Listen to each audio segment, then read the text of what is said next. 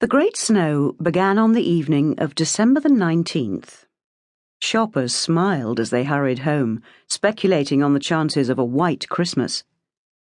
Their hopes were dampened when they turned on their wireless to learn from the smooth, impersonal voice of the BBC announcer that an anticyclone was callously wending its way from the northwest of Ireland, and on the 20th the warmth arrived, turning the snow to drizzle and the thin white crust to muddy brown. "Not this year," sighed the disappointed sentimentalists as they slipped sadly through the slush. But on the 21st, the snow returned, this time in earnest. Brown became white again. The sounds of traffic were deadened.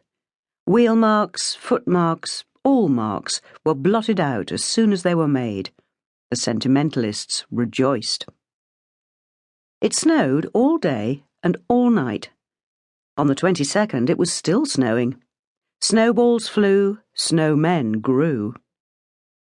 Skeptical children regained their belief in fairyland, and sour adults felt like Santa Claus, buying more presents than they'd ever intended.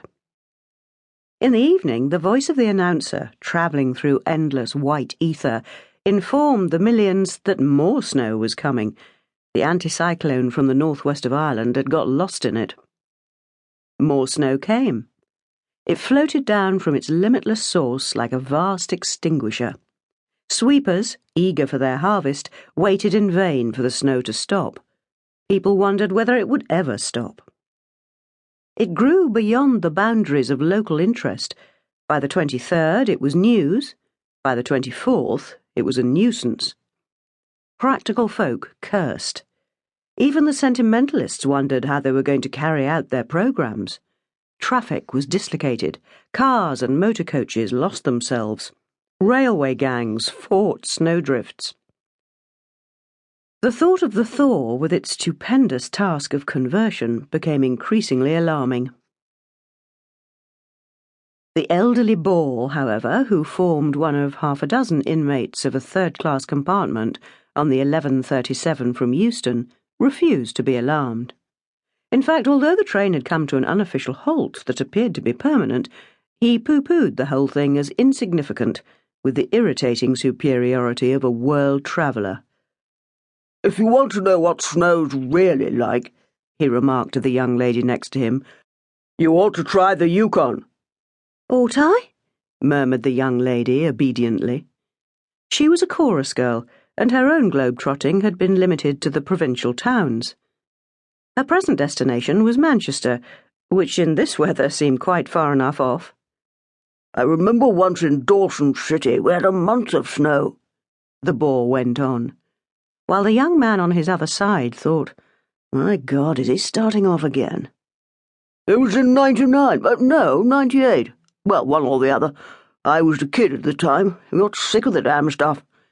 "Well, I'm sick of this damn stuff," answered the chorus girl, twisting her head towards the window. All she saw was a curtain of white flakes. "How much longer are we going to wait here, does anybody think? We must have stopped an hour." 34 minutes, corrected the tall, pale youth opposite, with a glance at his wristwatch. He did not have spots, but looked as though he ought to have had.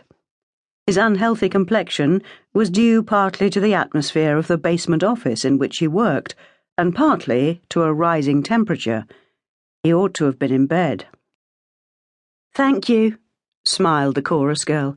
"I see one's got to be careful when you're around." The clerk smiled faintly. He was impressed by the chorus girl's beauty, a real die-hard platinum blonde. Marvellous person to take out to supper, if one had the courage for that sort of thing. He believed the bore would have had the courage, and had noted the man's quick little half-sly glances between his egotistical statements.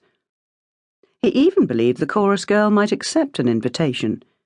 There was something vulnerable about her, which her assurance attempted to cloak.